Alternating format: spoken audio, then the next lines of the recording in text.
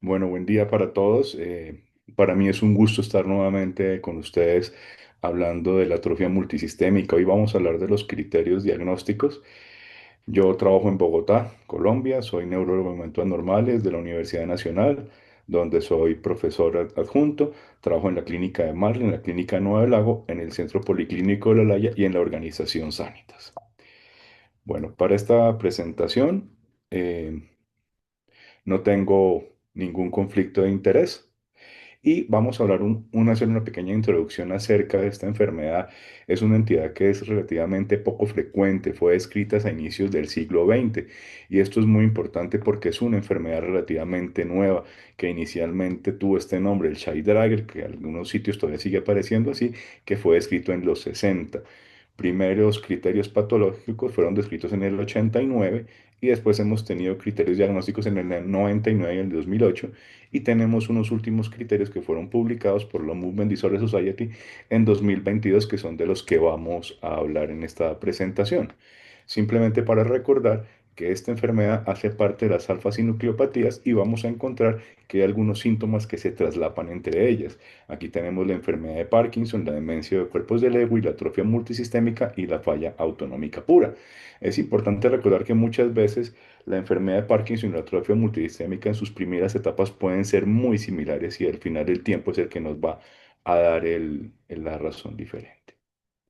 Entonces, es una enfermedad degenerativa progresiva. Las principales características pueden ser variables, pero en cada caso debe haber falla autonómica, parkinsonismo y un síndrome cerebeloso. Y ya vamos a ver cómo conjugamos eso en los criterios. Y al ser una alfa-sinucleopatía presenta inclusiones citoplasmáticas gliales y pérdida neuronal en sistemas nigroestriatales y olivopontos cerebelosos. Es la sinucleopatía de más rápida progresión, tiene una incidencia, como dijimos, es baja, 0,6 a 0,7 casos por 100.000. Es más frecuente la variante parkinsoniana, aunque hay algunas características geográficas. Por ejemplo, en Japón es más común la cerebelosa. Inicia hacia la sexta década de la vida, 55-60 años, pero sorprendentemente cada vez estamos viendo pacientes más jóvenes con esta patología. La sobrevida puede ser de 8 o 9 años, algunos pueden llegar a sobrepasar los 15 años, o sea, puede haber una evolución más lenta, más benigna en algunas personas y puede ser difícil de diagnosticar en etapas tempranas, en especial por el parecido que tenemos con la enfermedad de Parkinson. Dentro de todos los síntomas que tenemos en la enfermedad, vamos a tener varios síntomas que van a ser parte del criterio como la disfunción sexual, que sería la disfunción eréctil en hombres, la disfunción urinaria, la incontinencia, el trastorno de comportamiento del sueño REM, que es una característica que es común en casi todas las alfa-sinucleopatías, la hipotensión ortostática, el estridor, el parkinsonismo, los síntomas cerebelosos, la falla autonómica o multidominio, síntomas piramidales. Posteriormente, con el avance, vamos a tener caídas recurrentes, riesgo de necesitar cateterismo vesical, disfunción ejecutiva frontal, disartria severa, disfagia, riesgo de obstrucción laringia, riesgo de broncoaspiración, riesgo de infecciones urinarias y de muerte súbita por la disautonomía. Ya hablando de la disautonomía, es una de las principales características de la atrofia multisistémica. Si bien se ve prácticamente en todas las sinucleopatías, en esta suele ser más severa y suele ser más temprana en la evolución de la enfermedad. Además, es una de las principales fuentes de discapacidad a largo plazo. Puede comprometer diferentes sistemas, puede haber hipotensión ortostática, disfunción eréctil, disfunción urinaria, incontinencia y se debe hacer un interrogatorio cuidadoso para encontrarla. Generalmente es el síntoma inicial y también puede sugerir una falla autonómica pura cuando no aparecen otros síntomas asociados. El parkinsonismo, prácticamente todos los pacientes van a desarrollar parkinsonismo en el curso de la enfermedad, por lo general es simétrico, pero puede ser asimétrico y confundirnos con la enfermedad de Parkinson. Hay inestabilidad y caídas de forma temprana, esto ocurre en el primer año y es uno de los principales signos de alarma que nos pueden indicar que estamos ante este tipo de problemas. Es raro el temblor de reposo, es más frecuente el temblor postural y de acción asociado a lo que llamamos un mini mioclonos, que son unas sacudidas mioclónicas que son de baja amplitud y que hay que buscarlas en el examen. Ese parkinsonismo además tiene una mala respuesta a levodopa. Algunos pacientes pueden llegar a responder relativamente bien al principio, pero se pierde rápidamente. Algunos pacientes pueden tener deterioro al suspender la levodopa. Y se define como una mala respuesta a la levodopa, una mejoría en menos del 30% de la UPRS motora, luego de al menos un mes de toma de por lo menos 1 gramo al día o la dosis máxima tolerada. Algunos casos pueden tener disquinesias, pero suelen ser de predominio facial. Tiene una rápida progresión, genera importante discapacidad en poco tiempo. El compromiso cerebeloso, lo más común es la ampliación del polígono de sustentación que limita progresivamente la marcha. Puede haber ataxia, extremidades y temblor atáxico, puede haber disartria y puede haber nistagmus espontáneo evocado por la mirada o posicional como el de Audvin nistagmus. El piramidalismo lo encontramos en el 50% de los pacientes, donde vamos a ver hiperreflexia generalizada, se encuentran reflejos anormales como el Hoffmann-Babinski, aunque la espasticidad realmente no es tan frecuente. Ahora sí vamos a entrar un poco a hablar de los criterios de la Movement Disorder Society, que fueron los últimos del 2022 sobre los que nos vamos a referir. Realmente son unos criterios que son relativamente claros y nos van a permitir hacer un diagnóstico en varias áreas de la enfermedad. Ya podemos hablar de una enfermedad clínicamente establecida, clínicamente probable. Recordar que para decir una enfermedad definitiva, tiene que ser con patología. Es la única forma que hoy en día tenemos de decir definitivamente que es una enfermedad. Entonces, cuando vamos a hablar de una atrofia multisistémica clínicamente establecida, tenemos que definir una disfunción autonómica, por lo menos con un residuo urinario mayor a 100 mililitros, que tengamos una urgencia urinaria no explicada por otras causas, o una hipotensión neurogénica donde tengamos una caída de más de 20 sobre 10 milímetros de mercurio de la presión después de 3 minutos de estar de pie al habernos levantado. Entonces, tenemos que tener uno de estos tres. Y por lo menos un parkinsonismo con mala respuesta a la levodopa, una ataxia cerebelosa, que puede tener al menos dos de las características como ataxia de la marcha, ataxia apendicular, una disartria cerebelosa o alteraciones oculomotoras. Necesitamos al menos dos características clínicas de soporte, al menos un marcador de resonancia y ausencia completa de los criterios de exclusión. Ya más adelante vamos a entrar a revisar todo eso. Para hablar de una clínica probable, vamos a hablar que tengamos un residuo urinario, que tengamos incontinencia urinaria de urgencia y una hipotensión ortostática a los 10 minutos de estar de pie mayor de 20 sobre 10. Aquí vemos que los criterios son un poquito más laxos y por eso vamos a hablar de esa situación. Ahí vamos a hablar de clínicamente probable. Que tenga parkinsonismo o que tenga alteración cerebrosa. Entonces aquí necesito que por lo menos dos de estas tres para decir clínicamente probable.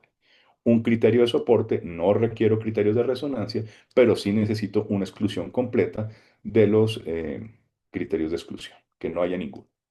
Entonces ya vamos a entrar un poco más en detalle. ¿Cuáles son las características de soporte? Una progresión rápida en 3 años del inicio motor, una moderada severa inestabilidad postural en los 3 primeros años, que tengamos una distonía craniocervical inducida o exacerbada por levodopa en ausencia de disquinesias de extremidades, un, un importante compromiso del habla en los 3 años del inicio motor, una severa disfagia en los primeros 3 años del inicio motor, que tengamos un signo de Babinski no explicado por otras características, que tengamos lo que mencionábamos que era el temblor mioclónico o temblor postural y que ya tengamos deformidades posturales como la postura en flexión severa que pueden ocurrir. Tenemos otras características no motoras que también son de soporte. Una es el estridor laringio. Estos pacientes tienden a hacer obstrucción laringe importante, el suspiro inspiratorio y que tengamos las manos frías y descoloridas por un efecto disautonómico. De hecho, en un artículo reciente mencionaban que desafortunadamente en pandemia perdimos la costumbre de saludar de mano al paciente y a veces al dar la mano podemos darnos cuenta que este paciente tiene las manos frías o algo parecido. Que tenga una disfunción eréctil antes de los 60 años para la clínicamente probable y que tengamos una alteración que se llama el afecto pseudovulvar, que es la risa o llanto patológico. el paciente que sin ningún estímulo se ríe o llora súbitamente sin un desencadenante emocional. Eso es lo que se llama el afecto, el pseudoafecto y nos puede sugerir la presencia de este problema. Los criterios de exclusión es que tengamos un beneficio sustancial y persistente en el tiempo a las medicaciones dopaminérgicas, que tengamos anosmia en el test de olfato. Si nosotros aplicamos un test de olfato estandarizado y vemos que el paciente tiene una anosmia muy importante, probablemente va a ser muy sugestivo más de enfermedad de Parkinson que de cualquier otra cosa, porque en la atrofia multisistémica no se suele comprometer tanto el olfato como en el Parkinson.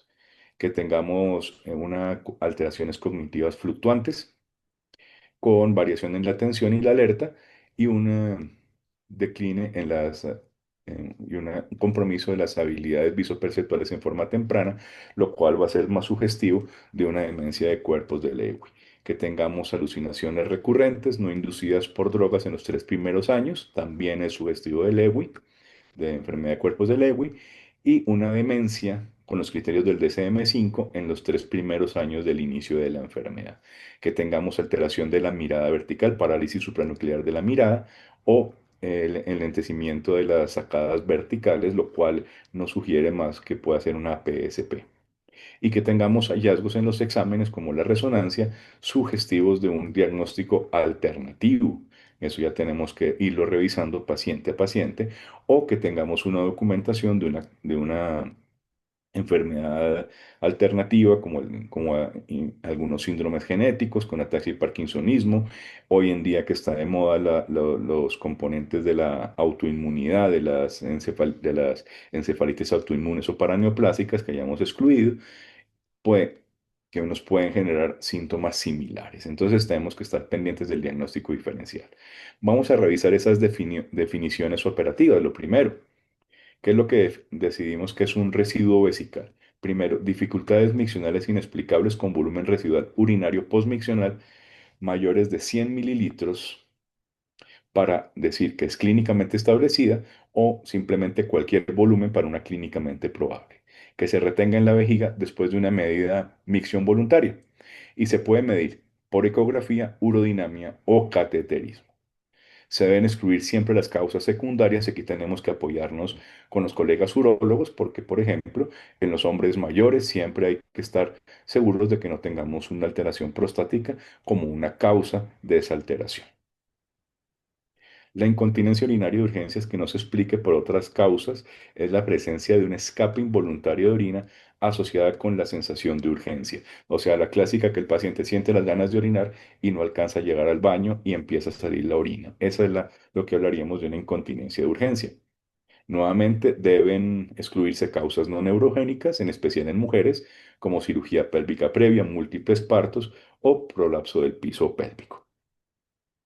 La hipotensión ortostática neurogénica la vamos a definir como un descenso de la presión arterial sistólica más de 20 milímetros de mercurio, generalmente acompañado de una disminución de la diastólica de 10 milímetros de mercurio y una relación entre ambas menor de 0,51 milímetros de mercurio en los 3 minutos.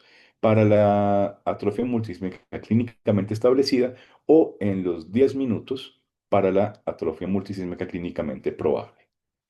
Se puede poner de pie o hacerlo en una inclinación utilizando una mesa basculante oscilométrica. También deben excluirse causas secundarias como la neuropatía autonómica diabética y también los medicamentos que pueden afectar la respuesta de la frecuencia cardíaca a la ortostasis como los beta bloqueadores que con alguna frecuencia los estamos utilizando. El parkinsonismo es la presencia de bradiquinesia. Recuerda siempre que la bradiquinesia es el síntoma cardinal más importante del parkinsonismo, más rigidez o temblor, excluyendo el temblor intencional en un paciente que tenga alteración cerebelosa, que sea juzgado por un especialista en trastornos del movimiento después de un examen realizado como se describe en el instructivo para la escala UPDRS, que es la Unified Parkinson Disease Rating Scale, que es la escala estandarizada para Parkinsonismo, donde bradiquinesia es lentitud del movimiento, disminución de la amplitud de la velocidad. O sea, vamos a ver que el paciente simplemente cuando mueve su mano lo hace muy despacio o que esos movimientos son muy lentos. También vamos a encontrar rigidez, que es la resistencia al movimiento pasivo independiente de la velocidad, que refleja, además de la falta de relajación, puede ir acompañada del fenómeno de rueda dentada. Y el temblor es un movimiento involuntario, rítmico o rítmico en brazos o piernas, que es lo que nos va a definir el parkinsonismo para nuestras definiciones. La mala respuesta a levodopa, como ya lo habíamos definido anteriormente, es por los antecedentes o como una mejoría menor del 30% en el puntaje de la parte 3 de la UPDRS, con una dosis hasta 1000 miligramos de levodopa según sea necesario o tolerado durante al menos un mes, según lo juzgue un especialista en trastornos del movimiento. Adicionalmente, tenemos que estar seguros de que no hay ninguna causa de mala absorción de la levodopa, que en nuestro medio, por lo menos aquí en Colombia, es muy frecuente encontrar la infección por Helicobacter pylori, que puede limitar la absorción de la levodopa y tenemos que excluirla. Si ya tenemos dudas si hay un problema de mala absorción, ya podemos hacer pruebas, por ejemplo, con apomorfina, que es parenteral, y nos ayudaría a revisar si realmente el paciente tiene o no tiene una respuesta adecuada. También tenemos el síndrome cerebeloso, que lo vamos a definir con al menos dos para clínicamente establecida o uno para clínicamente probable de ataxia de la marcha, de las extremidades, disartria cerebelosa o una disfunción oculomotora. Cualquiera de esas cuatro puede estar presente, dos para la establecida y una para la clínicamente probable.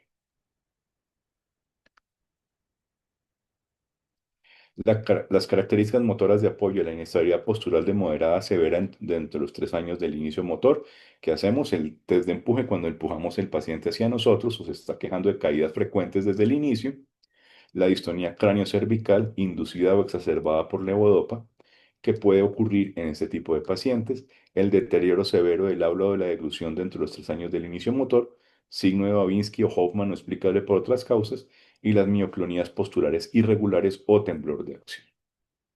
También vamos a ver que hay otras alteraciones posturales que pueden ser las siguientes.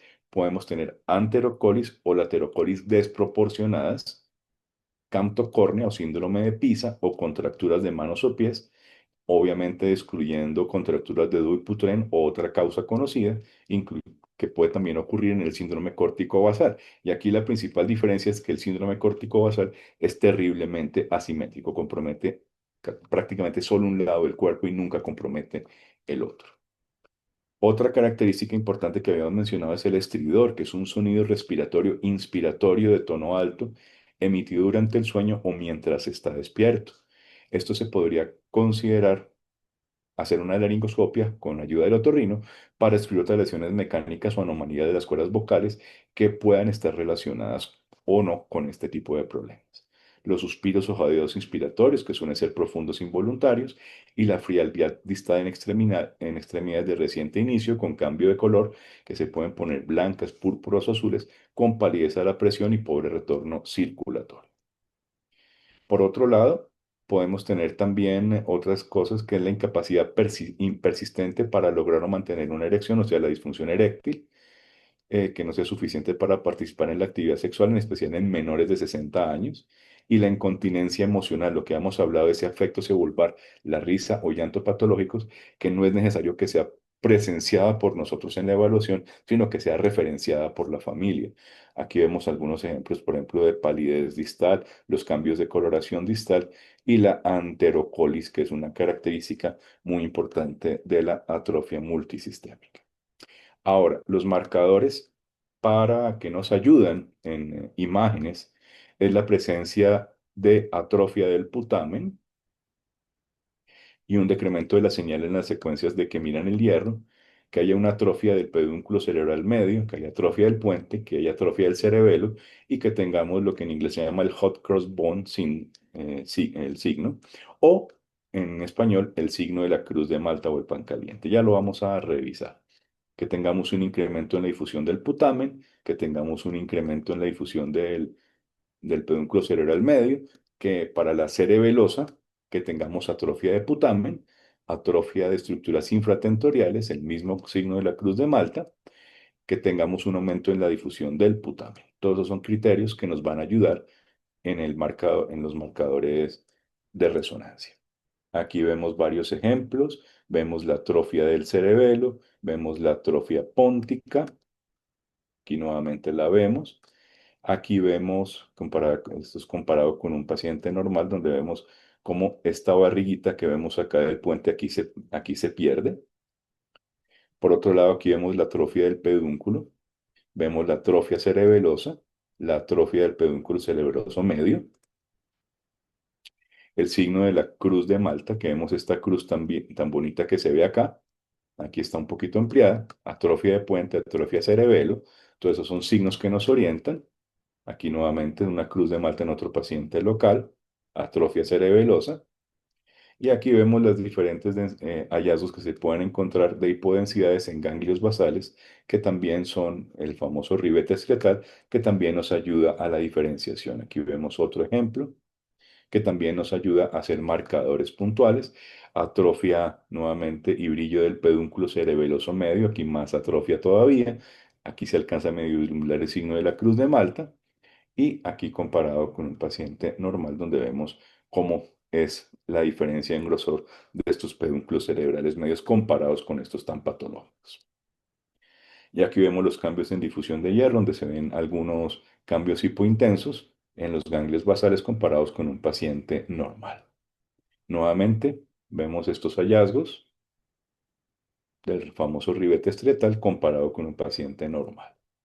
Obviamente, para que esos signos sean de apoyo, tiene que haber una clínica sugestiva, porque no podemos tener solamente los signos de apoyo sin clínica para hacer el diagnóstico. Ahora bien, se ha creado un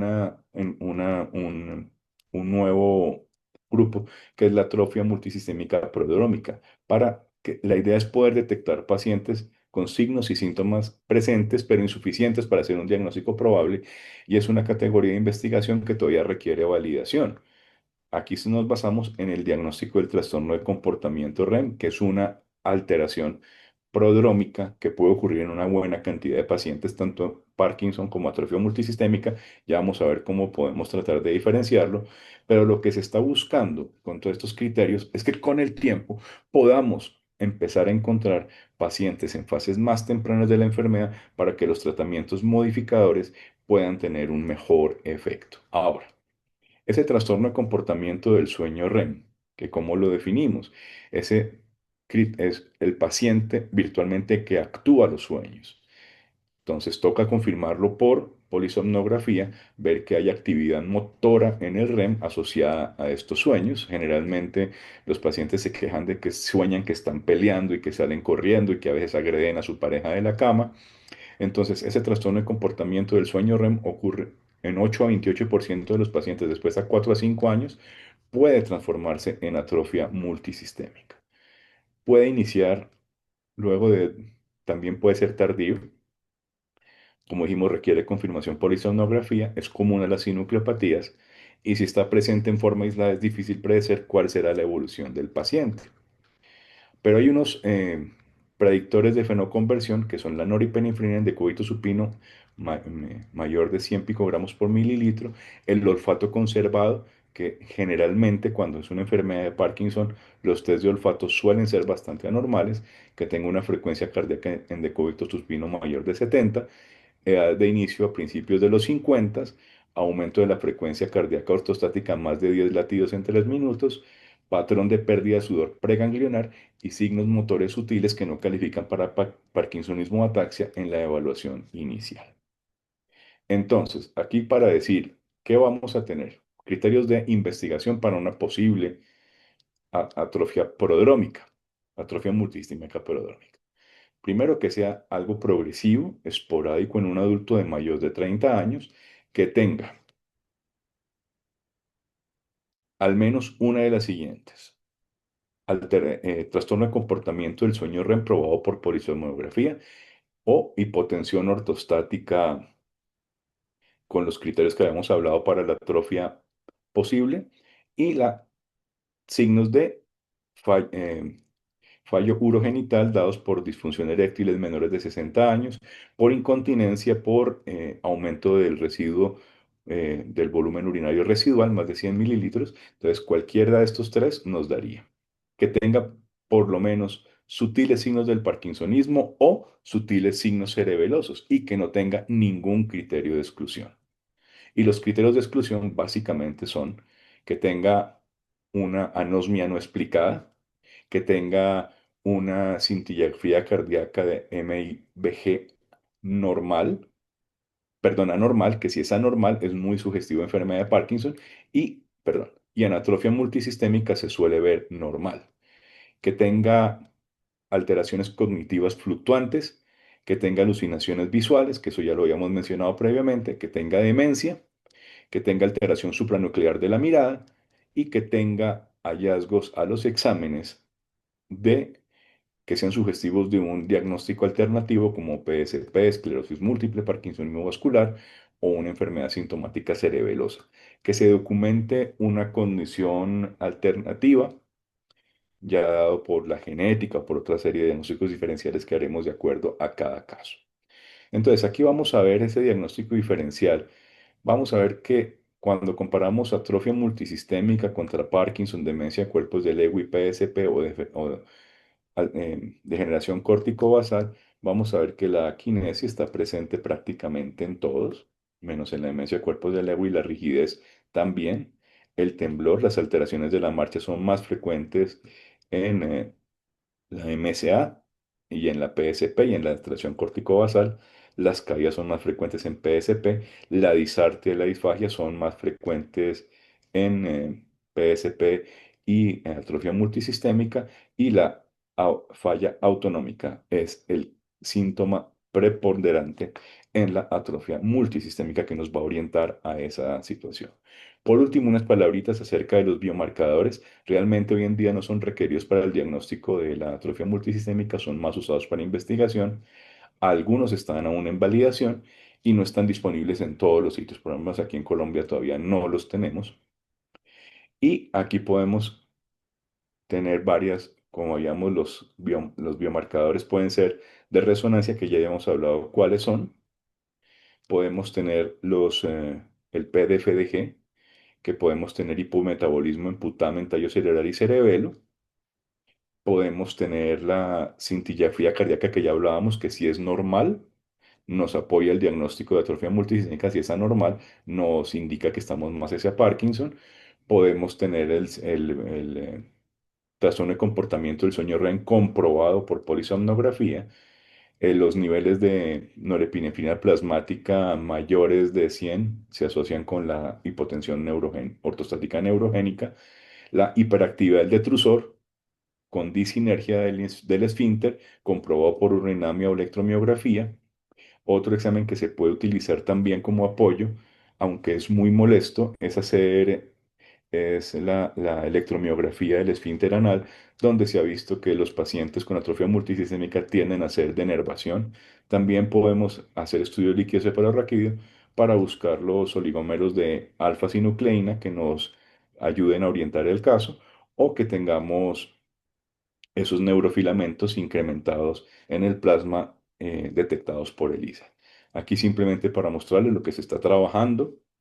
Esos son ensayos que se hacen, se expone la alfa-sinucleína del paciente en una alfa-sinucleína estándar y se ve si cambia de conformación. Esto no va apoyando la teoría que estos son desórdenes priónicos, sino que la alfa-sinucleína puede generar cambios conformacionales vecinos, y se ha visto, digamos, en este estudio que nos ayuda a tener resultados positivos muy buenos en enfermedad de Parkinson, demencia de cuerpos de Lewy, y no tan buenos en otras características como la atrofia multisistémica y el trastorno de comportamiento del sueño REM. Pero aquí donde tengamos un oligómero de alfa-sinucleína positivo, sugestivo de atrofia multisistémica, es muy específico, pero no tan sensible como quisiéramos. O sea, si es positivo nos apoya el diagnóstico, pero si es negativo no nos lo niega. Y aquí en esta revisión de los diferentes estudios, sí encontramos que es prometedor. eh, Esos agregados pueden variar pueden ayudar al diagnóstico de las sinucleopatías, pero todavía nos falta que para atrofia multisistémica todavía esos scores de positividad son todavía bajos y nos falta conocer un poco más acerca de la enfermedad. Aquí parte de lo que nos han mostrado en estos ensayos es que, digamos, todavía nos falta encontrar una adecuada, digamos, cómo podemos diferenciar estas nucleopatías. Todavía nos falta un poco más para atrofia multisistémica. Y por último, simplemente mostrar que, que la patología es más compleja de lo que se espera y esos agregados de alfa-sinucleína se pueden distribuir de forma diferente en varias regiones cerebrales, en varios estadios de la enfermedad. Entonces todavía nos falta conocer un poco al respecto. Entonces estos ensayos de amplificación de alfa-sinucleína están en desarrollo, todavía hay pocos pacientes con esta enfermedad. Hay que tener cuidado en su interpretación, en especial en personas asintomáticas, y a futuro puede permitir la confirmación diagnóstica de este tipo de enfermedades. Con el perfeccionamiento de las técnicas y el conocimiento de la biología, se podrá mejorar su rendimiento. No reemplazan el diagnóstico clínico, sino lo respaldan. No permiten estadificar la enfermedad. Los resultados son un poco variables, por lo que la sensibilidad se ha encontrado entre el 30 y 60%. Puede permitir detección de casos presintomáticos, pero no todos. Permite diferenciar entre las diferentes sinucleopatías porque tienen patrones de agregación diferentes. Y ojo, las condiciones in vitro de los ensayos son diferentes a los reales en el cerebro. No confirma la teoría de la propagación priórica. Y estos son como esos retos que hay para futuro de trabajar en la sensibilidad y en la estandarización de las técnicas, en la optimización y agregado de los métodos de detección y también ver cómo es la penetración de la barrera hematoencefálica de estas proteínas.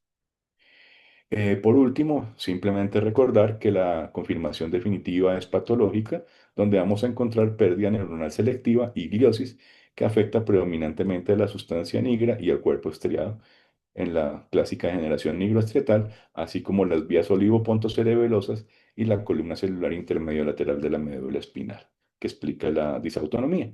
Y vamos a encontrar inclusiones gliales con alfa-sinucleína. Bueno, muchísimas gracias. Para mí es un honor estar de nuevo con ustedes acá.